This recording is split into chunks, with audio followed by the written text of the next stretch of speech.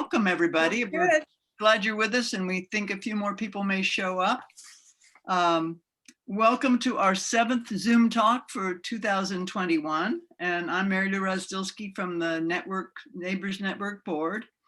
And our network supports and connects people who want to stay in their homes and neighborhoods and stay in community. And we develop programs that connect us and help us build new and deeper friendships, and we offer services within the scope of our volunteers. So thanks to all of you who support us, and we hope, I think almost everybody here today is already a member, but we're still trying to build membership. And we offer special thanks to our sponsors, Tribe-Like Construction and Conover Insurance, and to the Yakima Valley Community Foundation, United Way of Washington, and the Latino Community Fund, because they gave us a great grant this year that helped us a lot. So this afternoon, we're really pleased to have Mike Mullen with us. And I'm going to introduce him in a minute, but first we're going to have Chrissy just talk a few minutes about logistics.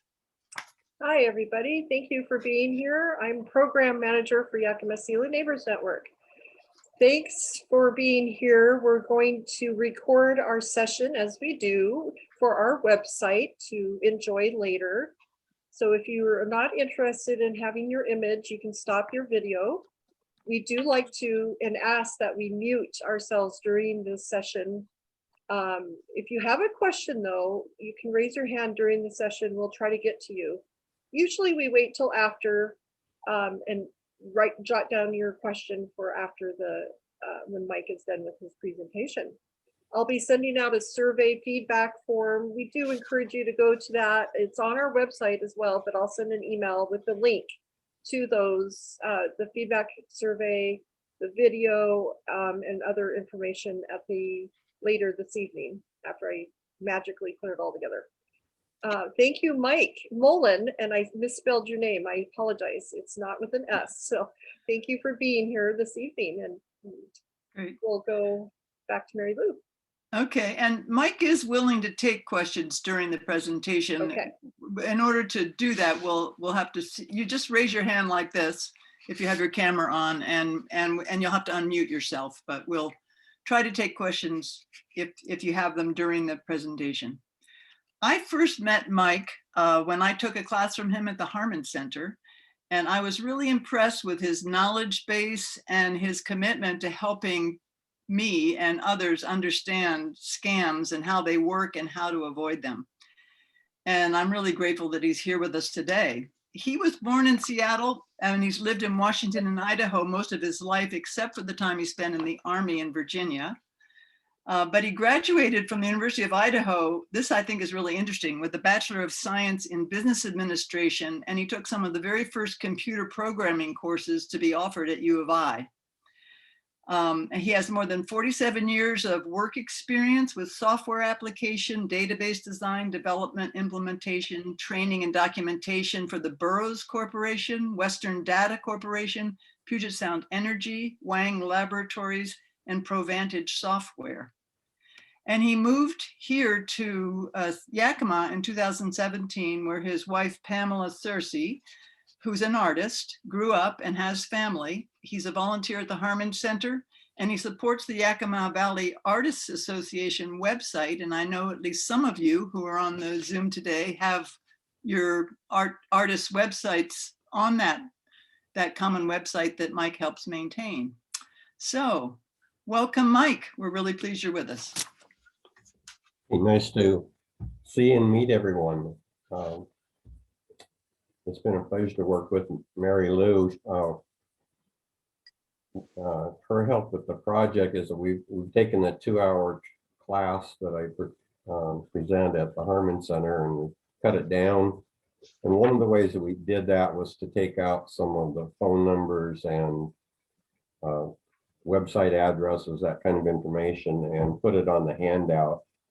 So it's a little bit easier and a little simpler, and you don't have to worry about trying to write down names of companies or telephone numbers or acronyms for different government agencies, that kind of thing. So keep in mind you have that already, and Hope you enjoy the presentation. So let me get going here.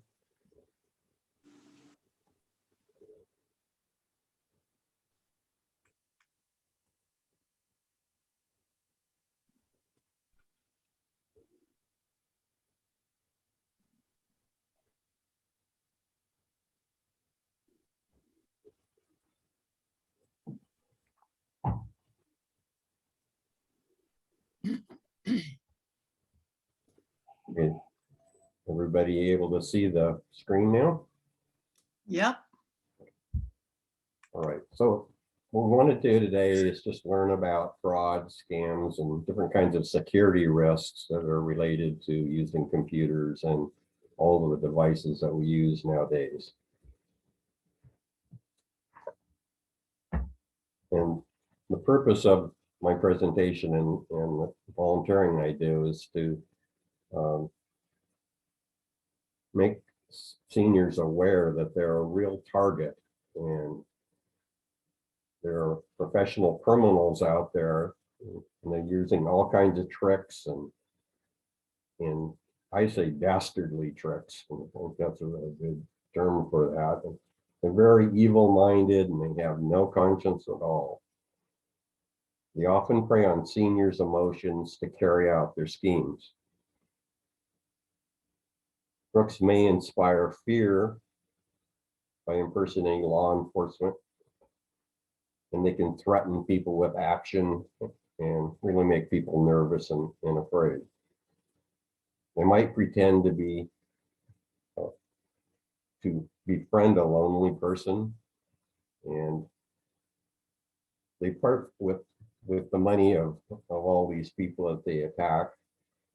And it can be just a few dollars up to hundreds of thousands of dollars of different cases that we hear about.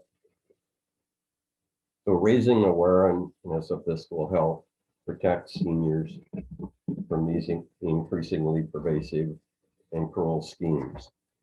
You might ask yourself, well, why do they target seniors? Why don't they just leave us alone?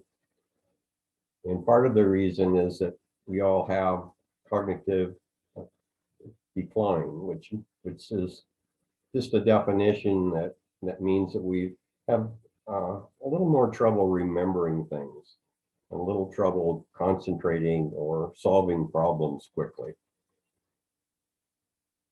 Many are isolated and lonely as we age and lose loved ones, and our families are more distributed. And so you just don't have as many people around as you might have in earlier parts of your life. I think that our particular generation was a more trusting generation. And over time, again, we lose the ability to determine the trustworthiness of someone that we come in contact with. Seniors typically have more money than the younger generation, so people are going to go after people that have the money. We use the internet a lot, and we use all the devices and so forth, but it could be that through our life we didn't really have that much experience with technology. So some of the new things come at you very quickly, and you just don't have the experience to notice the warning signs of a scam. And the last is that our group is unlikely to report a scam. It could be because we're just confused about what happened. We're embarrassed when we do realize it. And then people fear that their loved ones might think that they're not able to live independently. And so they just hide the fact that they were scammed.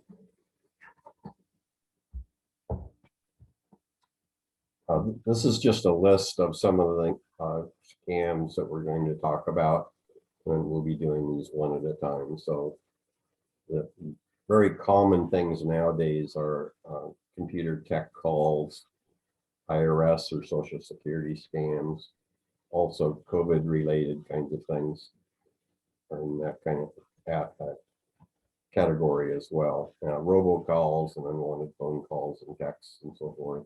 Identity theft. Grandparent scam, which covers kind of a category of imposters who attempt to part people with their money. Dating and relationship scams. Those can be very cruel, and they're very high value for people who are professionals at that type of a scam. Things that you hear about quite often are credit card scams, charity scams, that kind of thing. I wanted to talk about fraudulent and fake checks and the ways those are used. A really old one are home improvement type scams. And we'll talk about elderly abuse, both physical and financial, and different social media things that we're all involved in. The first one is a tech support call. I've gotten a couple of these myself, and my wife got one. It usually starts with a phone call, and the person is pretending to be from Microsoft or Google, or something that sounds kind of legitimate. It might, and they're telling you that you have a problem with your system, and they want to help you out, of course. It might also start with some kind of a warning error or message that pops up on your screen when you're active on the internet. And the warning and the call will both be, very urgent. You need to take care of this very, very quickly in order to solve the problem. And you'll see that's common throughout these different types of scam. It's always something urgent that you have to do. These can also come in the form of an email, and there'll be instructions in the link or the email, or the person might request that you go to your computer and takes a few steps that helps them get logged on so they can help you with the problem. And you don't even want to start with this process at all. And you definitely don't want them to allow them to get onto your system. And that's usually their goal, is to gain access remotely so that they can basically take over your system for a few minutes. And the reason they want to do that is they can download software onto your system, which is probably already protected, but by your giving them access, then they can set up something on there. It could be something malicious that might copy keystrokes. So the next time you log on to your bank account, they could capture the keystrokes that you use to put in your account number and password. It could be software that would use your system to forward junk mail. So when you're in the background, your system would look like it's the one sending junk mail to a lot of other internet users. And I've also seen them used for storing photographs and music. And people will come to your site unbeknownst to you and be copying photos and music that they're not entitled to. If you suspect you have some kind of a problem like this, or if you actually took a few steps and they may have put something on your system, what you want to do is take it to a reputable computer service company and have them look at it. Yakima Networking, which and Affordable Computer Solutions are two local options that I've used before and had good results. The Yakima Networking does the network maintenance for the Herman Center system and the computer room that we have there.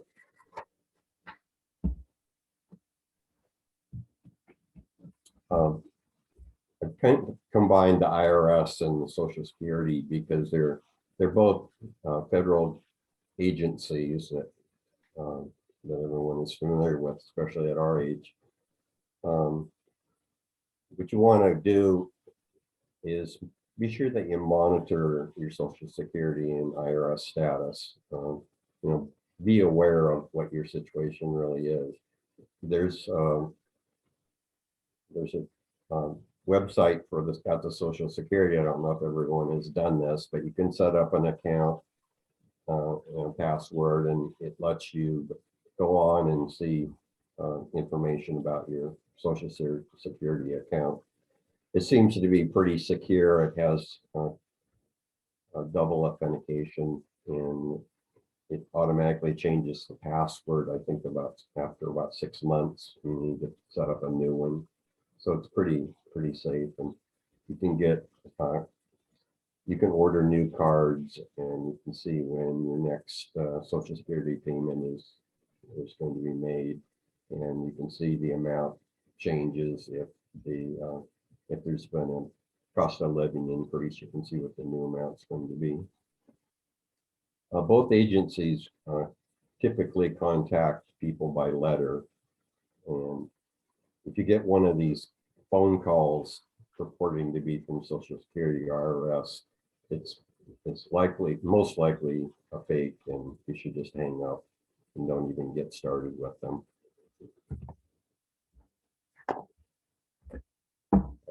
Just to keep in mind when you're dealing with them, and I have one change that I'll make here in a second. They're never going to aggressively demand them that you immediately take some kind of action if they're calling into the phone. They're not going to talk about or call about taxes owed without first having mailed you a letter. And they're not going to threaten to send the sheriff over and if you don't pay them immediately or give them a credit card number. They don't demand that you pay taxes without an appeal process. And they don't require payment by debit card or money order or some other wire transfer kind of thing. You'll see that's common in a lot of scams too, where they'll require or ask you to buy gift cards or use a debit card or money order to send them money. They're not going to ask for credit or debit card numbers, and they're not going to ask for identifying information because they already know if they were truly the IRS or Social Security, they'd already know your address and the last four of your Social Security number and so forth.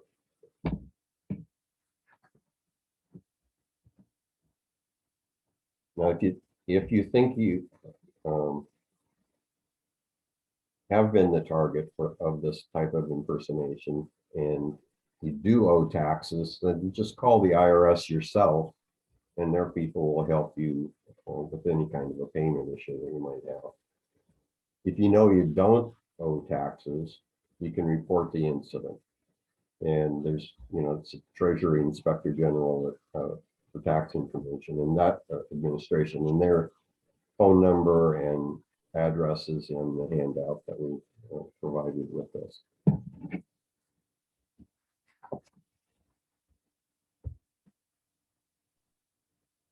There's also another federal agency that FTC has a Federal Trade Commission has a complaint assistant, and there's a website.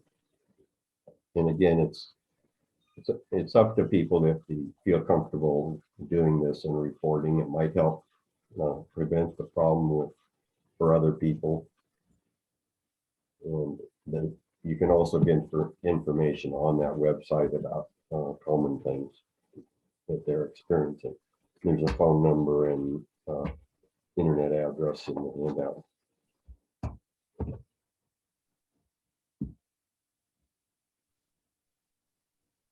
Robocalls and robotexts now are getting to be a real problem. It's so annoying because about half to 3/4 of calls that people get nowadays are of this type. They're usually offering to sell something or collect information. And if you sign up for a do not call website, they're not supposed to be able to do this, but the way that they get around it is that they use fake, what are called spoofed phone numbers. And you've probably seen this where you get a phone call and it says, you know, unknown caller. But when you look at the number, it's the same area code you have. And it's the same 3 digits of your phone number. So you think, well, this must be somebody local because they've got kind of the same phone number close to the one I have. But people can just make up the number. And the bigger problem with that is that if you write that number down and report it, it's not going to do any good because it's not a real number anyway. And if you tried to call the number back, it could be somebody else that doesn't even know their number is being used.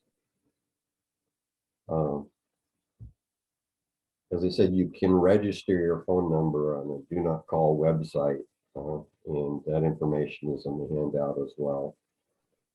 And I think that has to be redone every 2 to 3 years.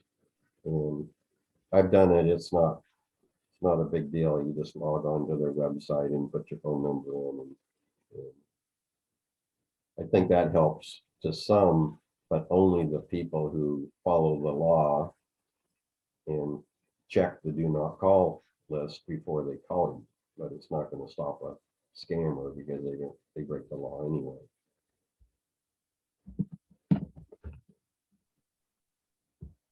A little more information on the robocalls.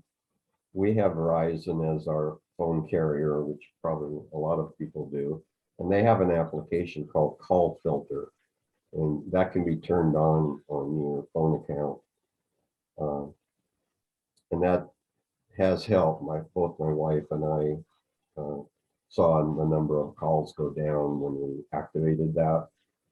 I would say it's so whoever your carrier is, T-Mobile, or you can ask them if they have the same kind of application. Congress is presently working on some bills related to this to try to make the carriers stop this kind of activity at their level so that each person doesn't have to work with it or try to block it themselves.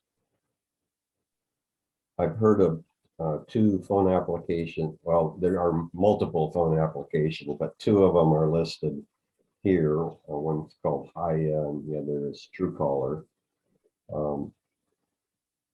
I don't have any personal experience with them. Most of this kind of thing requires that you report the numbers when you get a call, and then it makes a database that other people are referencing to stop the same phone number from coming through to them. But again, with the spoofing, that's probably not going to work as well as it sounds like.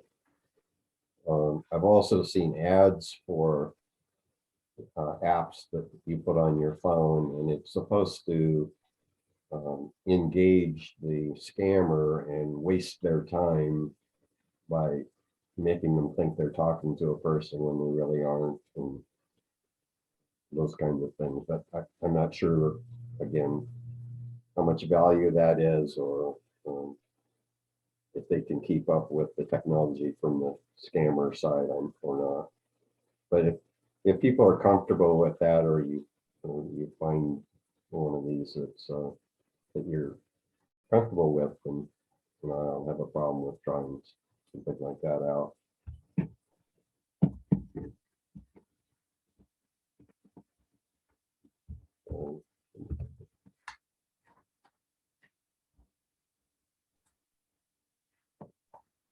The other way to deal with the robocalls is just not to answer.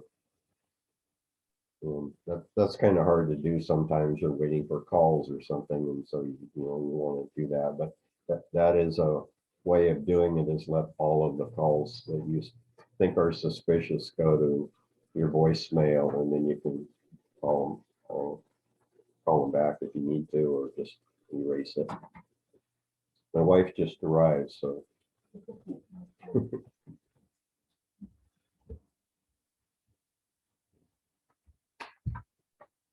Okay, going on to identity theft. hear a lot of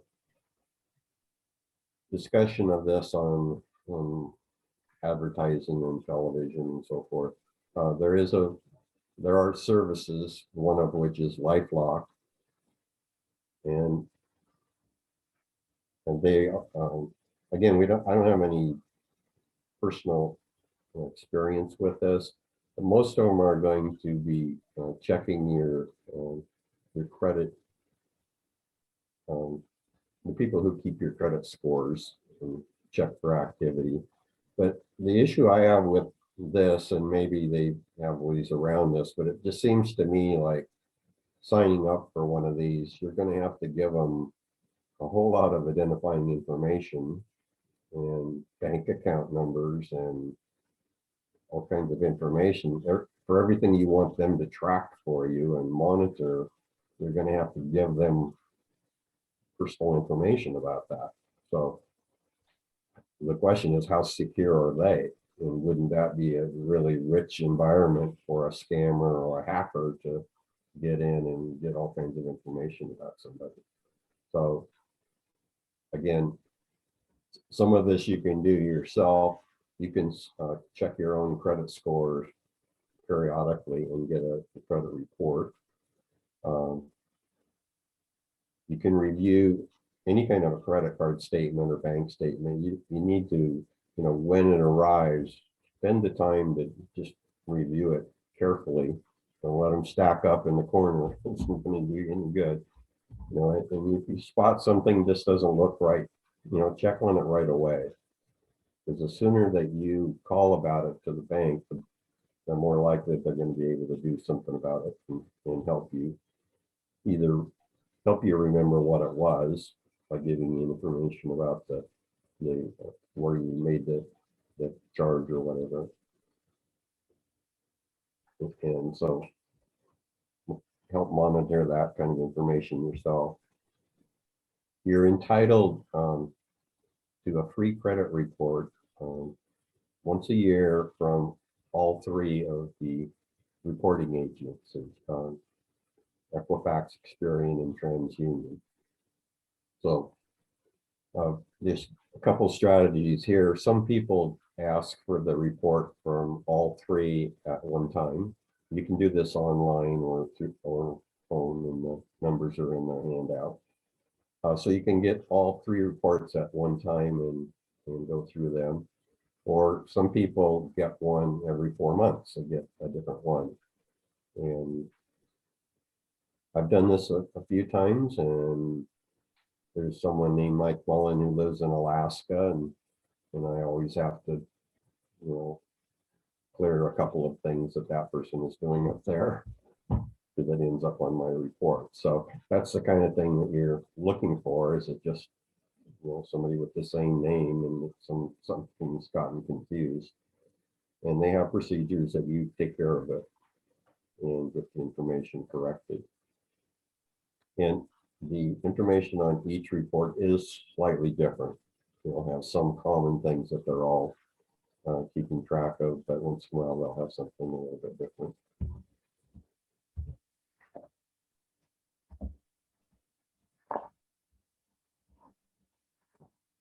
Another identity theft related thing was most of the banks and credit unions will offer ways through their online accounts to give you notifications.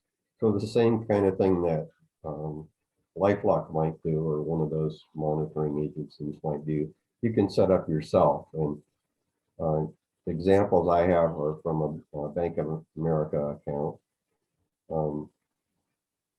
Even if you don't use, some people are not comfortable with bill pay or that kind of thing, but still, without using and tapping into those services, you can still have an online account and set up these alerts to be notified when certain things happen in your account.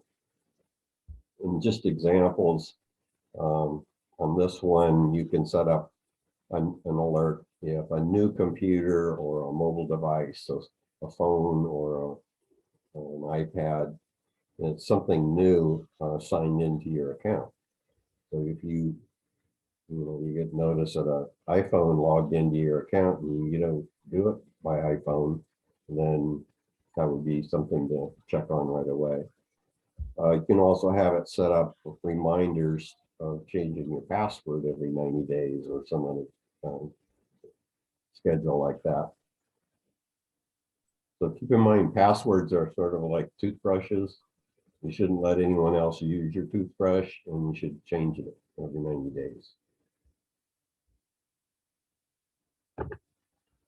And other things that you can have alerts for, just have them send you the available balance. It can be daily or weekly. Checks over a certain amount to see if a debit card has been used online or by phone or by email. If you have a debit transaction outside the 50 states in the US. Well, lots of different things, debit cards over a certain amount, when the direct deposit to your account. So I have that set up so I can see when my Social Security check is deposited. Drafts over a certain amount, low balance, if you wanted to keep track of when your balance hits a certain number, and money transfers. It's pretty easy to set those up, and you can change them anytime you want. It could be overdone, so you're getting, every transaction that's being, or every check that's being posted or paid might be more than you want to do, but you can make it very robust or not. The Grandparent Scam, again, it has characteristics that you'll find in lots of the different scams, but the main thing is, as we get older, we lose loved ones, and again, because of the ways families move away, or parts of your family move away, and your youngsters live where they have to live, and so there's just not as much contact anymore. And the scammers make use of this by scanning things like Facebook accounts and any kind of social media, obituaries, wedding announcements, those kinds of things. And they just pick up little bits of information about people. And in some cases, if someone's recently lost their mate, then they might just put that information in a file, and then 3 to 6 months later, then they start making contact with that person. And it's at a time when they're really feeling lonely, and so the person pretends to be somebody that they're not, and usually they might even include a picture which they just copied off of somebody's website or something. And usually there'll be some kind of a situation. They'll say that they're in a foreign country, or they're in jail and they need bail money, or there's some kind of little problem, and it's, hey, grandma or grandpa, can you send me a little bit of money so I can get out of this problem? And again, because we're trusting, or the picture looks like somebody that we kind of thing looks like our family, then they get a little bit of information or a little bit of money. Once they get a little bit of money, then they'll just keep asking for more. The problem got worse, or they just need buy an airplane ticket to get home, or whatever it'll be. So if you get any kind of a call like that, and just sounds suspicious, it's very urgent, and you're not sure, just don't engage with them. Don't start giving them information, and certainly not money. Usually when these things, even when they work and a person finally realizes that they're being taken, then the contact, they'll just cut it off, and it won't bother you anymore. but they usually pass the information to other scammers. So now they know here's a target, and you know, if you try something else, a different kind of scam, that this person is susceptible to that. With dating and relationship scams, these my daughter my daughter works in the fraud department of a credit union, and so she runs across these every once in a while, and they're usually one of the largest dollar amount types of scams. They relate to both relationships where people are offering financial advice or matchmaking or support, or from online dating situations. So the amounts can be really huge, and obviously if it's a dating relationship, it can be really hurtful to somebody who's lonely and thinks they've really found the right person for themselves. There's a lot of online dating sites and so forth, and we hear that it's a good way to meet people, and I'm sure there are some successes, but it's also a real playground for liars and scammers. And remember, they don't have any feelings or any remorse for the things that they do. Usually the targets are being asked for money. So in any of these things that you might come across, you get emails or you get phone calls. Could even have somebody come to the door or through the phone. If anyone starts asking for money or identifying information, you should just drop them immediately. That's the big red flag with any of these relationships. Most of these will start a little bit like the grandparent scam, where it's somebody that it sounds really interested or interesting, and you get involved a little bit with them, and then there'll be some little need that they have for some money, and it can start out just really small. You know, they can't quite make their rent payment or something like that, or their car needs to be fixed. And once they get that going, people get invested in the idea that it's not a scam, and then they just are taken for more and more money. People usually do it from long distance, so that's a good way for them for you not to be able to identify them, or they never meet you, so that's a little bit more secure for them. Well, anyway, it can be very very hurtful to people, so you have to watch out for that one.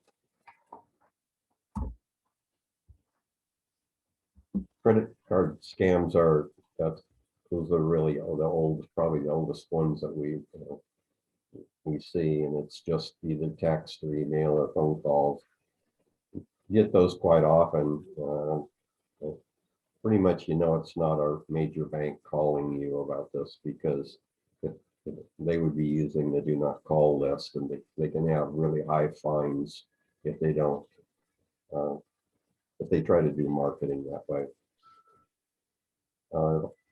It can also come as a message, an email or a text message with a link that will click you to more information.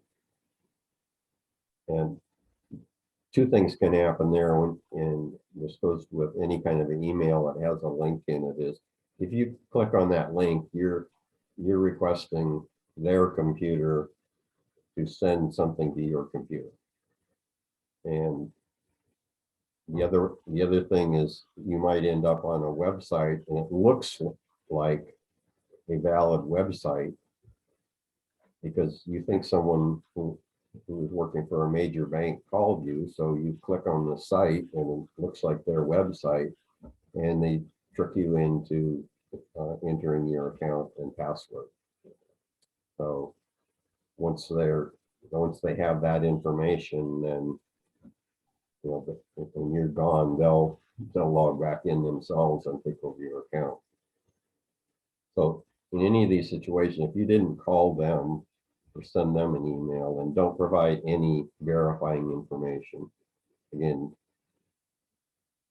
everything that you provide, like the last four of your social security number or your birth date, by itself, it doesn't seem like much, but for people who do this, they build a little profile of the person.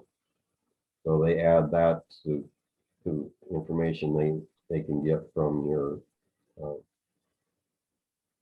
social media things, and you have names, and then they know where you live, or they know family members' names, or they know you had a birthday party, or if there was a wedding. So all of that, they can just pick out little pieces of information, put together basically a dossier, and make their approach sound more and more legitimate. If you do get an email or text, then delete it completely. Don't leave it hanging around in your deleted mail file. Somebody else might open it up and click on the link and get the whole process started. I had a couple examples. Here was a email from somebody, and it looks like it's an American Express source. And things you want to look out for in emails or texts are misspelled words and poor grammar and stuff that just doesn't make sense. And you can see that an example of that is where it says the card number starting, and see where it has 37 there. Well, every American Express card starts with 37. So, but it's just that little thing you think, well, yeah, my card starts with 37, so this might be real, but it isn't. Every card is that way. And then just the grammar, purchases is misspelled. Here it says the purchases during the year didn't return to your card, whatever that would mean. And your total refund is $1,750.90, pending to be posted. Here's another misspelling. There's another misspelling. So first look at it, and I read an article one time in that in some cases they misspell things because what they really want is a person that isn't able to detect that very well. So they don't want, they don't want an English teacher really sharp sees that and then turns them in or doesn't get involved with it. They're really looking for somebody that either isn't as well educated as they should be, or they've started to lose their abilities to spot things. And by doing this, it winnows down to the people who respond are the people that are really going to be able to take advantage of it. And here was another one, and same kind of thing. It says hello, and then where you put your name, it's blank. They don't know your name because they just blasted this out to everybody. And account ending in check.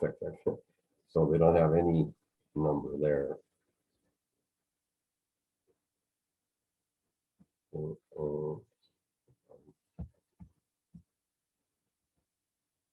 And a third type is was apparently from Amazon. It says order confirmation. It has an order number, and it says confirmation shipped. So that's kind of a clue. And the date of the email is after the delivery date. And then there's kind of odd grammar where it says, thank you for your shopping with us. And it has, what they're trying to do here is to trick you into clicking where it says download the invoice. So if they can put enough information here to make you think it might be something that you've ordered and you've just forgotten about, then you would click on download invoice so that you could see what the details were. But that might download some malware or virus software onto your computer. So when in doubt, don't click on anything and delete it completely.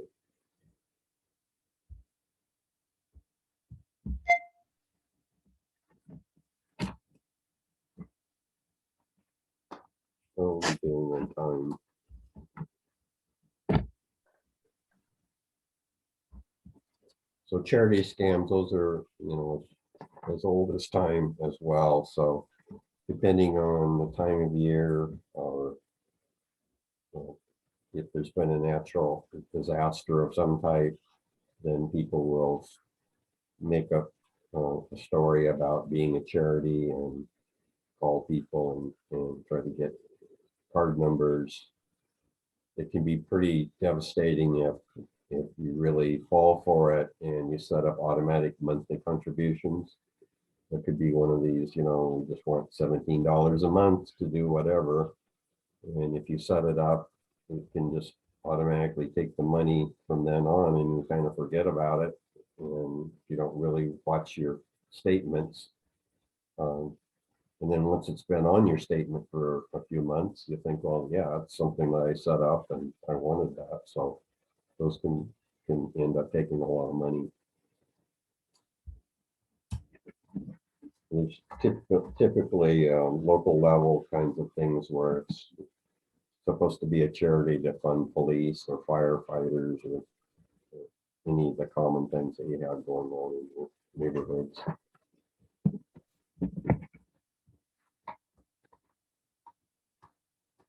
Well, fraudulent checks are something I just wanted to mention to everybody. It's pretty common if you sell things online.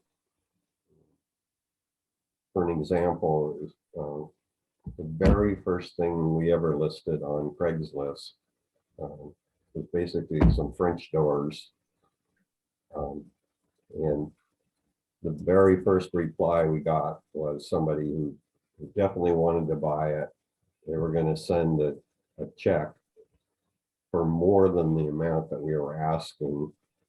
And then we were supposed to once we got that check, we were supposed to take the extra and send that back to them.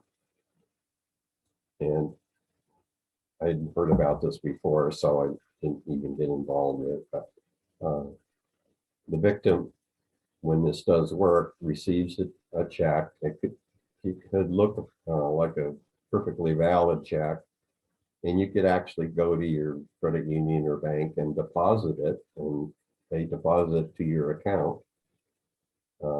But just because they deposit it doesn't mean that it can't be rejected later. And this is another thing that my daughter, who's in the fraud department, sees pretty often. The way that you can tell it's a fake, most likely a scam, is just the fact that it's an overpayment for something is one of the red flags. The other aspect of it is they usually want the money to, that's the overpayment, they want it wired back to them, or they want you to buy gift cards and send the gift cards, or they want you to buy preloaded credit cards and send them the numbers. So anything except, and they want it to be done right away. And usually it's enticing because you're talking about maybe $400 or $500 overpayment. You think, well, I can make that. That sounds like a good deal. So they want you to do it right away. Sometimes they ask you to forward it to another person as well. And just remember, just the fact that a bank accepted check for deposit doesn't mean that it can't be rejected later. So this is what my daughter runs into. It might be 2 or 3 days, and then we find out that it's a fraud, and then they come back and you're gonna lose the money that you sent, besides the deposit being backed out of your account. This kind of scheme is often used with work at home things. And it's the same situation where they'll send you envelopes to be stuffed, or it can be any kind of situation like that. And then when it's time to be paid for your work, they'll send you a check like this. It's more than what you owe, or more than they owe you. And you go through this rigmarole, and you end up with nothing. And then you've sent them the overpayment, and now you've lost some money. And you just move on to somebody else. Home improvement scams. Again, those are very old type of scam where unscrupulous type contractors will move through a neighborhood or a city, and they'll do very cheap bids on roofing and siding, remodeling, landscaping, driveways, whatever. And you give them some kind of a down payment or a payment to buy the materials that they need, and then they just never show up. Or they do part of the work, you pay them, and then they don't come back to finish it up. Or they do such poor quality, you don't want them to come back, but you've already prepaid for part of it. The best thing to do is to get multiple bids that you can really compare to one another, and get references for reputable businesses.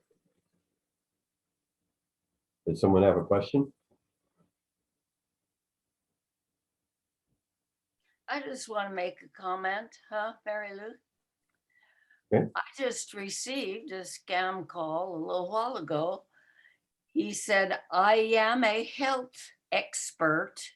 And that's when I turned him off. I'm 97 years old, and I get at least one scam call every day, sometimes more than that. And I don't get as many on the computer, a few, but mostly on the telephone. Wow, that's And amazing. most of those, unfortunately, are going to be spoofed numbers, so they're really hard to track. So, if you have that Verizon as your phone carrier, you can check into that call filter. And that'll cut down on some of it. Tell them I've had one today too, on my cell phone. On your cell phone? Huh. I had one on my cell phone today. Right. My brother had a cell phone Uh-huh. scammer today. Mhm. I don't use mine enough to encourage them. Where do they get all of the information about us, such as our ages, my doctor? They know my doctor, they know a physician. They have all kinds of information about me that I didn't even give them. Well, are you a user of Facebook or any social media, or are your other family members using No, I that? have no family.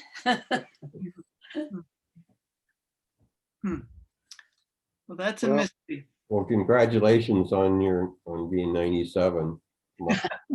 Yeah.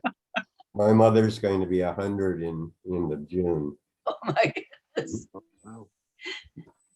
Okay, well, Well- Mike, why don't you go on, and then we'll try to come over. Did you want to say something, Rex? Oh, well.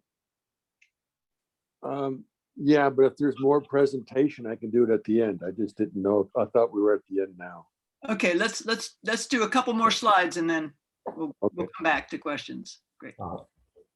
Elder abuse is a big issue nowadays, and again, I have a little personal information because my son worked as a guardian for a guardianship company, and real horrible stories that he had about things that were happening to elderly people that shouldn't be, and it can be from caregivers, it can be from relatives, can have to do with taking over the management of their money and taking the money from them.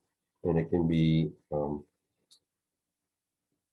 physical kinds of things too, or threats where they keep people from going to doctor's appointments or threatening to do that in order to force them to sign over control of the funds.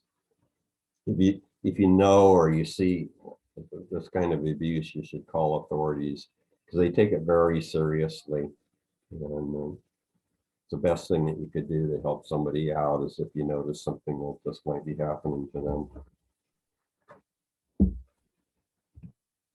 I've mentioned social media accounts like Facebook and their predecessors. Things to do there. Be sure to use strong passwords, but that's true really on any online accounts that you have. Use good pass. Don't use words that are in a dictionary because you can write a program that can just run a password against a dictionary, and if it gets a hit, then they can figure it out. Make use of the privacy settings.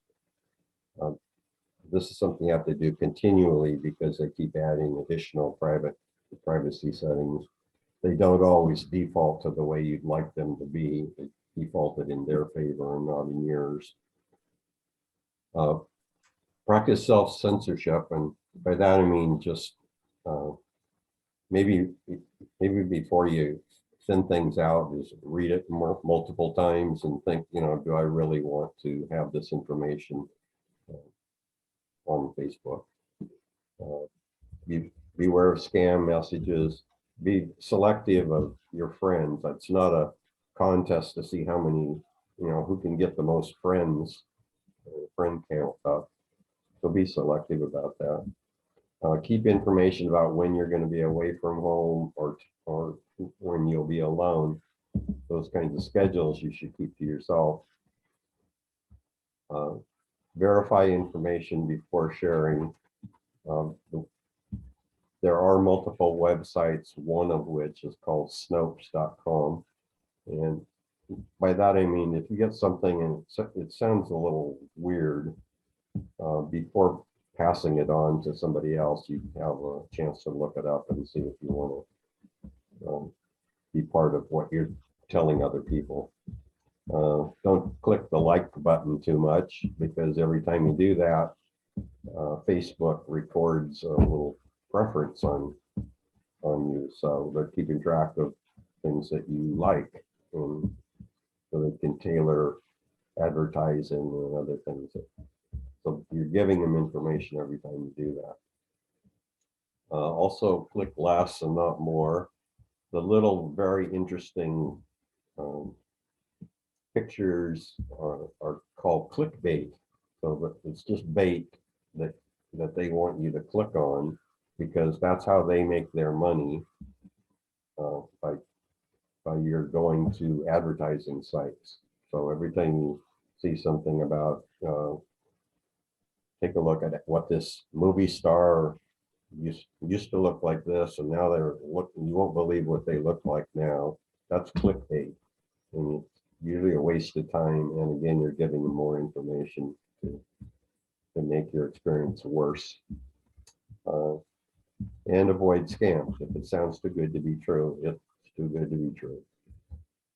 And they come in on those things too. Same kinds of things with general email safety. Use strong passwords. Don't open email from senders you don't know. If you have a email application that has a preview pane, that means when you click on the message in the list, it opens it up on usually on the right side of the window. I would recommend deactivating that. It's a little bit of a nuisance, but when it's previewing it, it's loading data from the message to the screen, and that's another place that a hacker can put in downloading software, and that won't occur if you don't preview it ahead of time. Verify information before sending or forwarding, like I said, with passing on information. If you do forward messages, don't use the recipient's list that's attached. because then you're just giving out valid email addresses to somebody. Beware of scam messages. Avoid things that have links that in them.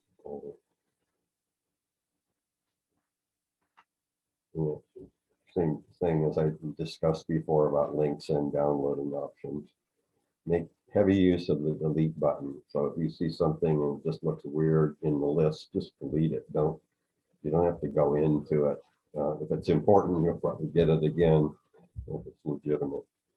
And avoid scams. This is a little bit like the information about the elderly abuse. There's just involvement. Scams aren't the only danger for seniors. As we age, it gets a little bit more complicated to make decisions and buying decisions and so forth. So just slow things down, get a second opinion or recommendation. Use, discuss the pros and cons with a trusted friend or a family member before making buying decisions. Take the time to think it over. If you feel like you're being pushed or rushed into a decision, that's not good. And so take the time that you need to think it over or talk about the issue with somebody else. At our age, we have lots of experience, so those feelings that you have about being pressured should be listened to. And be as smart as you can when dealing with salespeople, and trust your gut and your common sense. And always be skeptical of anyone who tells you that they know a way you can get something done for half the cost. It may be true, but the quality might be 1/4 of the quality that you're expecting. If you do use your computer pretty often, you want to have antivirus protection. And if you have an issue with a virus getting on your system, again, you should seek professional help to have it removed. They have the tools that you need to get viruses removed and your system put back together. You can run your own scan process, which you should do periodically, and see if it can identify any and isolate problems. Most of the antivirus software that you might have on your system can be set up to periodically schedule a scan and also to load updates of the software. So you want to keep it current and use something that you trust.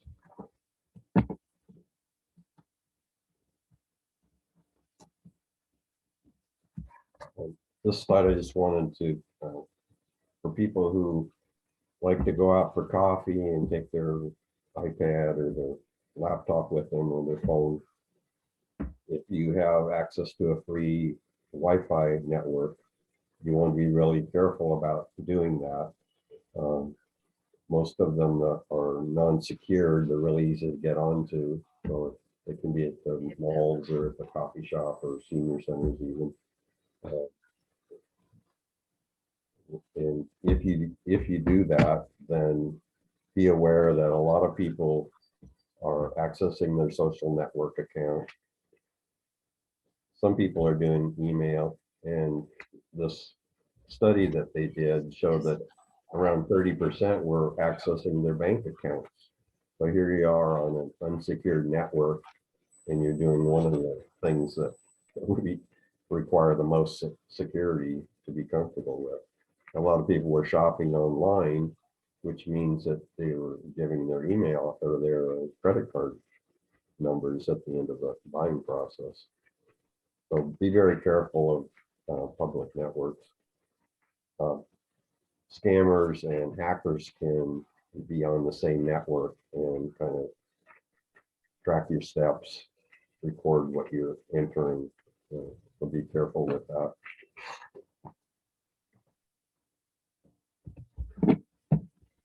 And regard to system backup, you have a lot of valuable documents and pictures and different kinds of application data. And it's hard to make copies of everything. So the considerations you want to have is that some of the applications like Word and Excel, you can set it up to automatically back up a document as soon as you're working on it. So even to make a copy every 5 minutes. So that's one thing that you can do right within an application. A very common way for doing local backup is to use a USB disk drive or a memory stick and make copies of your documents. The big thing with that is that you need really off-site storage. So if you do this, you can write it to a USB disk drive, and then if you have a friend or a family member that lives nearby, you can store the disk at their house periodically. So it's not going to do any good to have a backup copy of it, and if you have a fire, you're going to lose the computer and the backup copy. So that isn't really good backup. So be sure to store at least one copy off-site periodically. For not too much money, you can have an automatic cloud backup on your computer, and there's Carbonite and iDrive are two examples that I've worked with before. And the way they work is in the background. Whenever you're connected to the internet, it looks around for files that you've changed, and it automatically backs them up to the cloud. And it has two advantages. You can go from another computer, you can log on to your cloud backup and get the same files. Or if you really have a disaster, you can get a new computer, and then you download it from the cloud and put your system back together. And I've only had to do that one time, but I was glad that we have the software because it worked very well. It's usually about, just to give you an idea, I think the Carbonite is $6 a month for backup for one computer.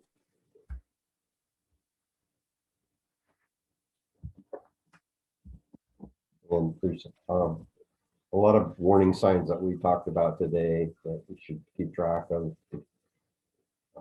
that are common with scams. Excuse me.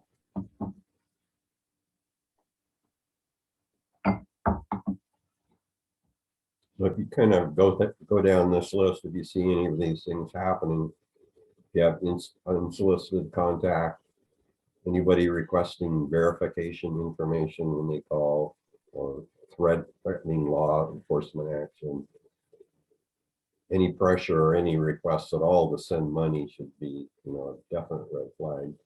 Anything that where they're offering overpayment for something that you're trying to sell.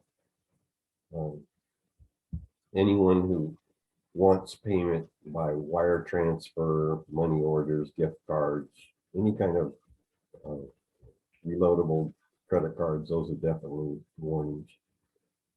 And there's usually some urgency or of the offer, or they want what the action they want is done to be done right away. Request for upfront payment is another good thing. Anything that says it's guaranteed with no risk. Any situation where there's high pay or reward for little or no effort. And you can see the kind of the list goes on.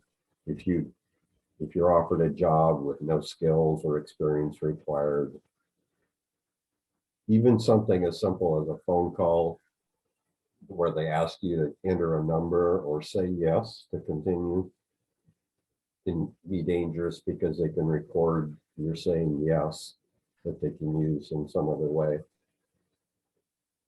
Text messages with buttons or to be clicked on, or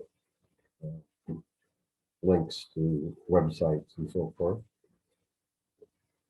Any free offers to check security on your devices.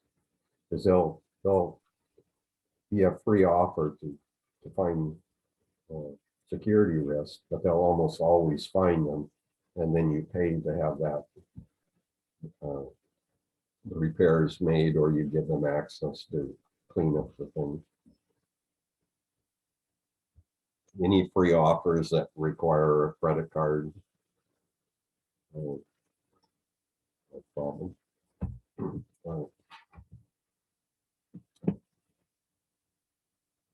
My final thoughts: the more you learn about scams that try to part you with your money, the better off you'll be. If in doubt, hang up or ask for a number that you can use to call back.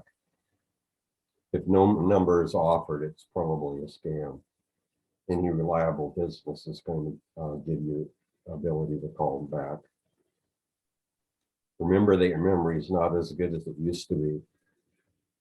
If you're getting a lot of these types of calls, you might want to install a recorder on your telephone and record the messages. If possible, offer help if you notice a family member or a friend who's receiving a lot of phone texts or phone calls, if they become unusually secretive about their finances. Those can all be signs that they need some help. You can get assistance on setting up processes like I showed you in your bank accounts that can give you alerts of possible problems. If you're a victim of a scam, don't let being embarrassed stop you from letting your family or authorities know. If you report the scam, it might help someone else from being a victim. So stay safe by being aware. Thank you. Great. Well, thanks, Mike. Good. Hey, That's a lot of information. yeah. So Deborah Ann has a question. Deborah Ann, unmute yourself. Unmute yourself. Didn't There you remove it. There we go. Okay, my first question, you've mentioned a couple times about the online tech support. Are they all illegitimate, or are there legitimate services? There are legitimate services, but they're not going to call you out of the blue. No, because I have one that I've used for years that's really good. Mhm. So, okay, I just want to go, oh, Yeah. good. Okay. No, it can be done that way. When I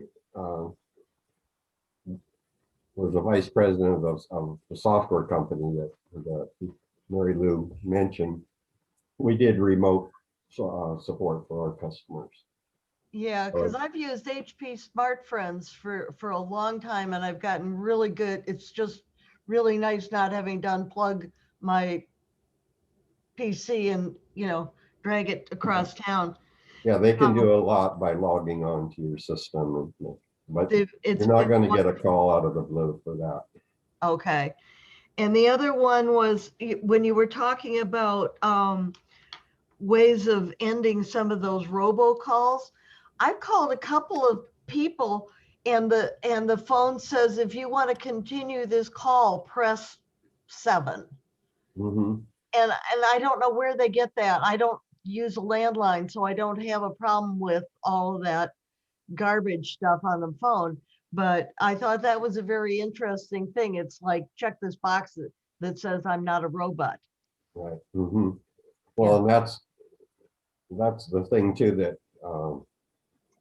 by your pressing the number, then it means this is a real number. Uh-huh. So it is, because some of the systems just use a computer to just make up the numbers, and the computer is calling. You can kind of tell when you get one of those calls, because when you answer, there's no answer on the other end, and then there's a click, and then a person comes on the line. Yeah. Rex, did you have Linda?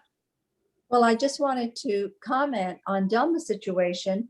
She has a landline. So is there any way for her to, take care of these crazy calls? Because she uses landline. I mean, she has a cell phone, but I think she's getting the calls on her landline. Is that right, Delma? Right. So You don't answer them, you let them go to voicemail, and if they don't leave a voicemail, you don't have a problem. Yeah, it's hard sometimes to not answer them, but I Right. think Do you have caller ID on your phone, Delma? No, I don't. That would help, because then it would let you, then your phone would let you know who was calling, and if it said unknown, then you wouldn't answer it. I always tell them they're being recorded. That doesn't, And they I'm don't care. reporting them to the police. They know better than that. we should look at getting a caller ID for your phone, Delma. We'll think it, we'll Yeah. work with you on that. Maybe that should be your 97th birthday present. Come on, There you go. everybody. So exciting. Yeah. Either that or we're gonna teach you how to use your cell phone, and that'll solve the problem, because you don't get that kind of phone call.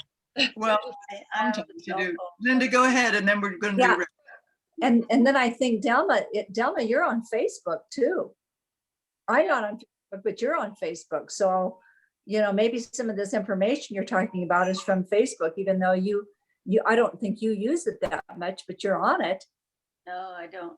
I have an idea that when people get to be a certain age, they tag them. Yeah, they do.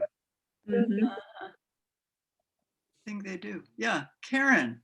I sorry. wanted to ask Mike about freezing your accounts with the 3 major credit agencies. So Mike has fallen off, everybody. No. So he must have frozen and fallen off. So maybe he's gonna come back on. So let's, Okay, let's hope Hold that a he minute. does. I don't know, I might have his number, so I'll go off here just a minute and find him. This is I what didn't mean to scare them away. I don't There's a think you nice did, shot of Karen. Inga's ceiling. No, that's Inga's house.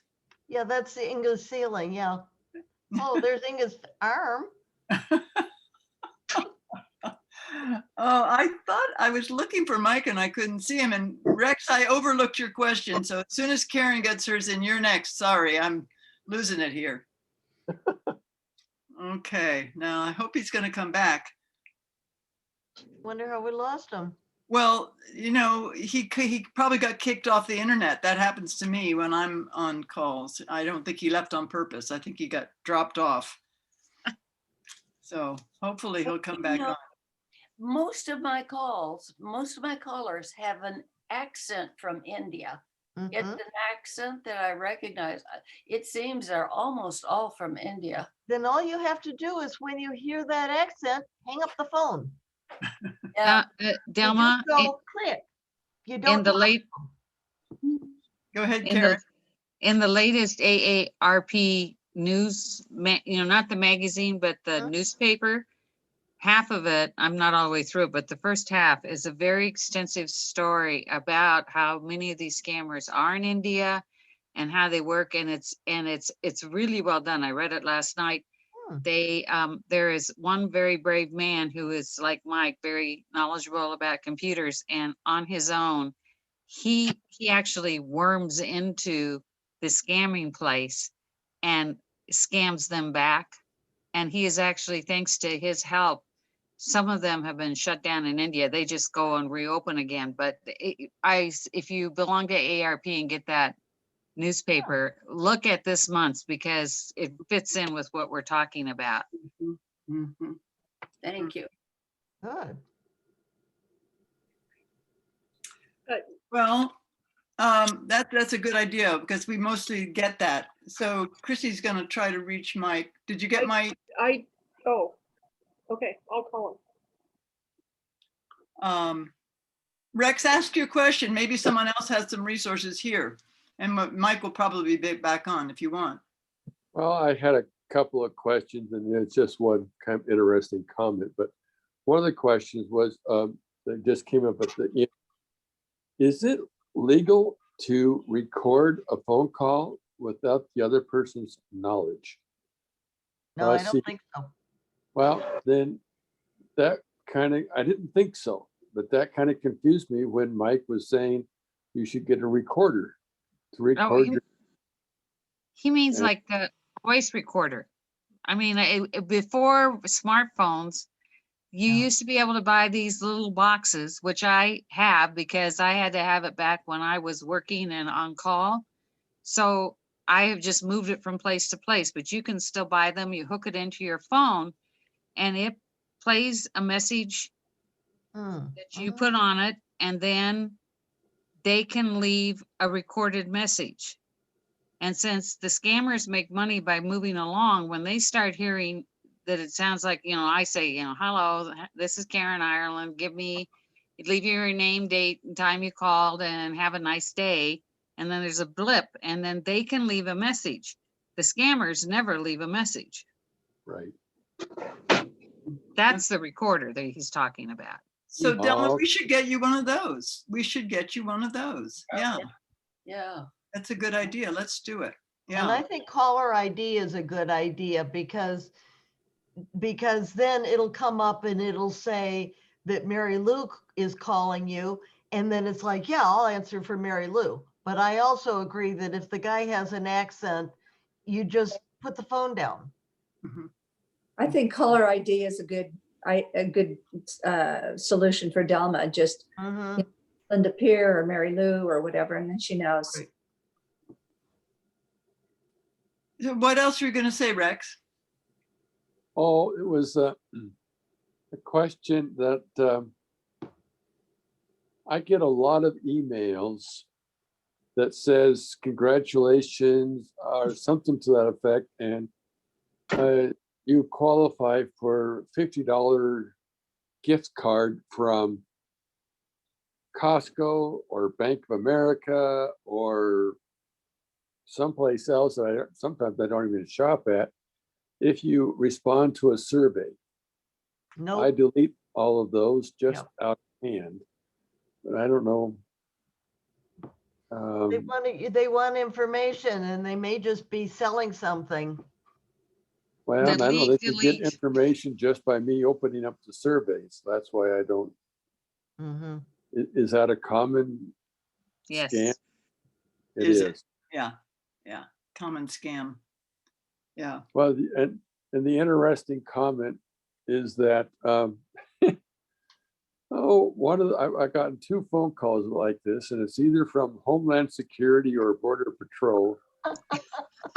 But it tells me that they've intercepted a package that was being sent to me with illegal contraband in it, and I should call off so to clear up this situation. That's pretty funny. Uh-huh. Needless to say, I did not make those return calls. I loved it. Years ago, I used to be in the insurance business and I worked for Bankers Life and Casualty Company. And on my email account at Bankers, I would get emails from, that I had just won, that there was some prince in some Middle Eastern country who was wanting to send me all this money, and it's like, do you really know who you just sent this to? I mean, does this really? Yeah. Okay. And a lot of those have misspelled words in it. Yeah. Oh, I'm sure. Yeah. Well, I heard Christy said that Mike's internet totally went out on him, and oh wait, he's trying to come back. Let me just say a couple things, and then we can talk some more. Okay. But this is a pamphlet that we sent for. Some of you have got it, and some of you don't, maybe. But it's good information from the FTC, and if anyone, and there's actually a card in it that talks about both on landlines and on cell phones how to deal with robocalls. And then the handout that we attached to the email with the invitation is a 4-pager. Oh, Mike's back. Great. Hi, Mike. Good. Great. Is a 4-pager. And if you want any of those, fill out the survey when Chrissy sends it out, and we'll try to get you copies of that if you don't have them already from us. We have those for anyone who wants them. Mike, welcome back. We've been trying to answer questions. Can you hear us? Yes, I can now. Good. Yeah, sorry about that. Yeah, I don't know what happened. Something on my end, because I can't even get on the internet now with my computer. Oh my gosh, that's a drag. Well, Karen Ireland was pointing out that the AARP had a really good article on scams this month, the newsletter, not the magazine. So that's Mhm. another resource that people could look at. And go ahead, Karen. And I had a question, Mike, about freezing one's accounts at the 3 major credit bureaus. Mhm. What are your thoughts about that?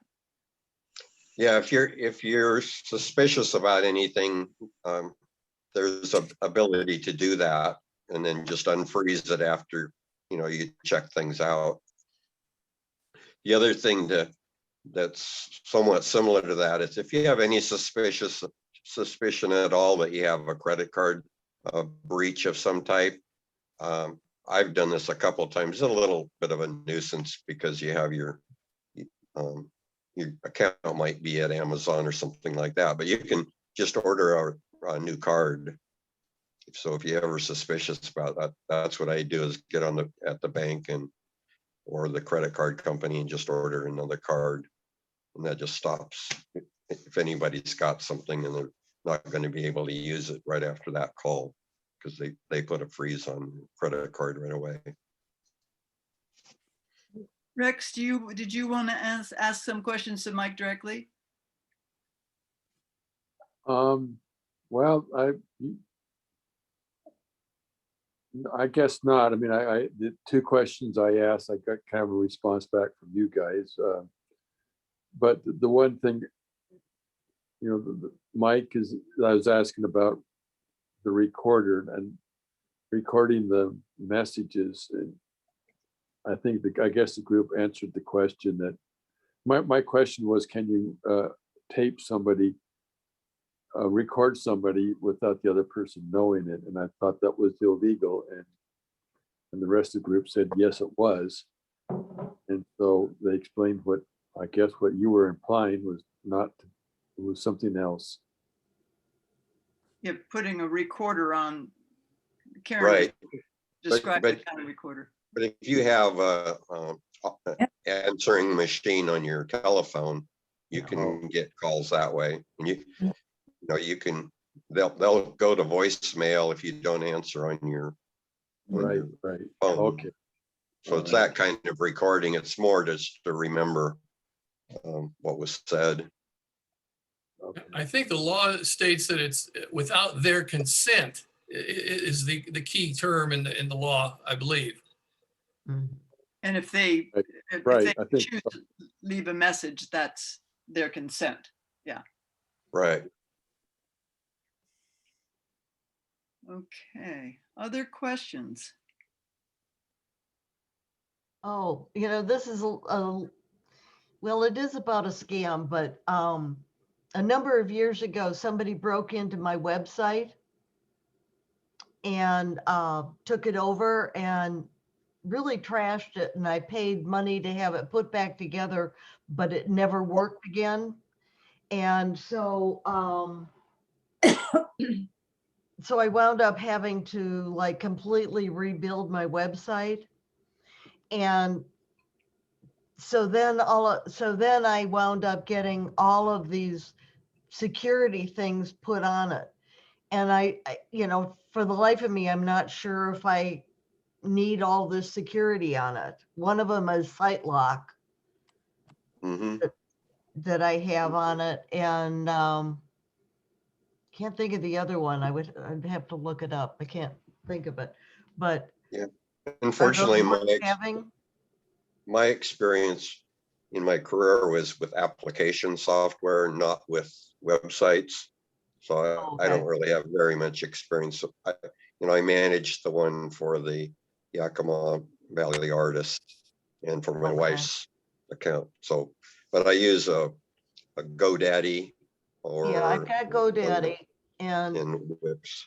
GoDaddy they're wasn't the ones as that good. noticed that it was hacked and they shut it down. Mm-hmm. Does that come with any kind of security, the GoDaddy one? Well, just the They watch fact that it. they are a reputable Yeah. Right. service provider for that. Mhm. Yeah, So they you can- watched it and they shut it down.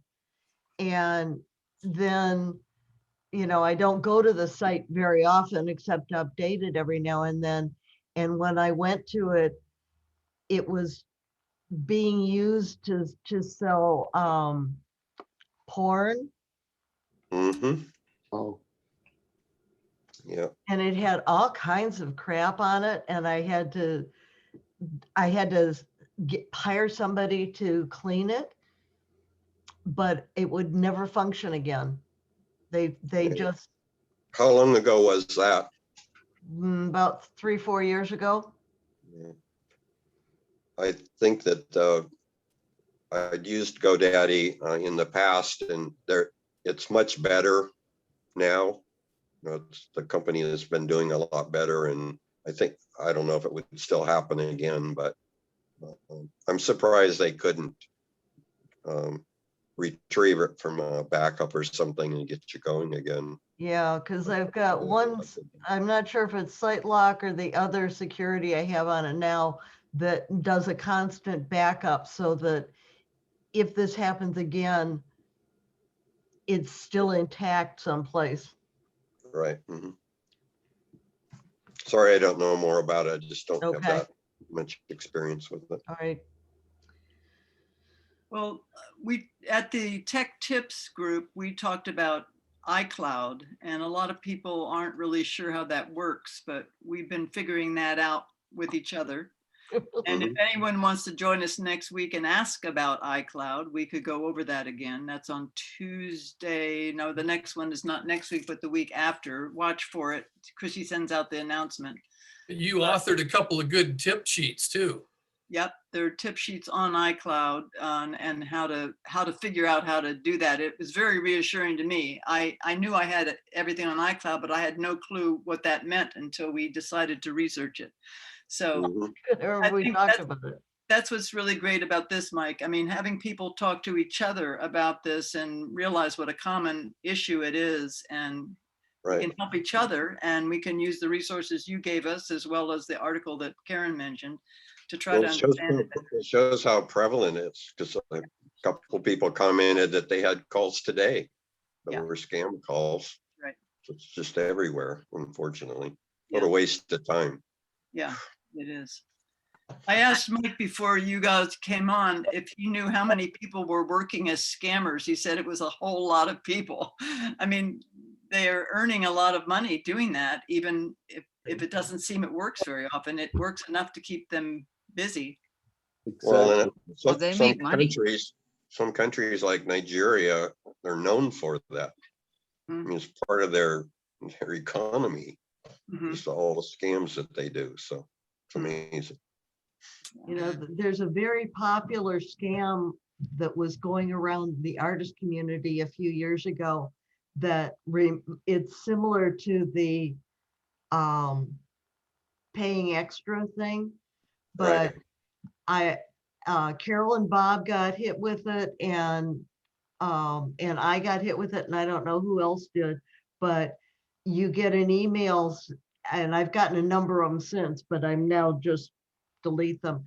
But that says, I'm looking for some artwork for my wife for our anniversary. They don't say anything about your work. Send me some pictures of things that we might like, which is a total tip off. But I had the first one, and they want some artwork, and they want you to, sometimes they're more specific, like I like this kind of thing, and you send them some pictures and how much is it, and they don't care about the price. And sometimes the first one was somebody, I think in Bosnia, and Right. and the deal is that they're going to buy the artwork and ship it. And this is a good shipper that we know is reliable to come to where we're going, where we are. And so the deal is they're going to send you a check for the artwork and the shipping. And then You use their shipper and their shipper comes and you write a check to the shipper for the shipping. Mhm, Oh, mhm. Sneaky. Uh-huh. And then their check bounces. Mm. Mm. Yours doesn't. Right. wow. Wow. Yeah. Whew. Well, plenty to think about. Well, Yeah. listen, it's after 5:30, so I think we're probably going to call it a day. Thank you so much, Mike. We really appreciate all this information. And as I said, if you want the Okay. follow-up, you can get it just by answering Chrissy's survey. I'm just going to take 1 second to say that next week, we have session 2 of Emergency Planning 101 for our network. Anyone who wants to join us can, but after next week, if you do want to come, let Chrissy know, because we've got a whole bunch of handouts we'll get to you. You're going to need those if you're going to participate. And after the second session, we're kind of discouraging people from continuing because we will have covered some basic things. The next one's going to be on emergency communication. What you need to know about keeping your cell phone charged and using your cell phone wisely, radios that you can use in an emergency and that kind of thing. So if you want to join us, let Chrissy know that too. And that's also the afternoon, that the 14th is also the day that we get invited to Yakima Coffee House Poets. So lots going on next week. Then in May, we've got some more things coming up with Claudia, our master gardener, is going to do something on gardening and raised beds. And we have some other fun things coming ahead. So keep watch for them. And thank you so much for coming tonight. Oh, Thank you, Mike. Thank Thank you. Really Mary Lou. Yeah, we really appreciate Thanks, it. Mike. everybody. Thank you.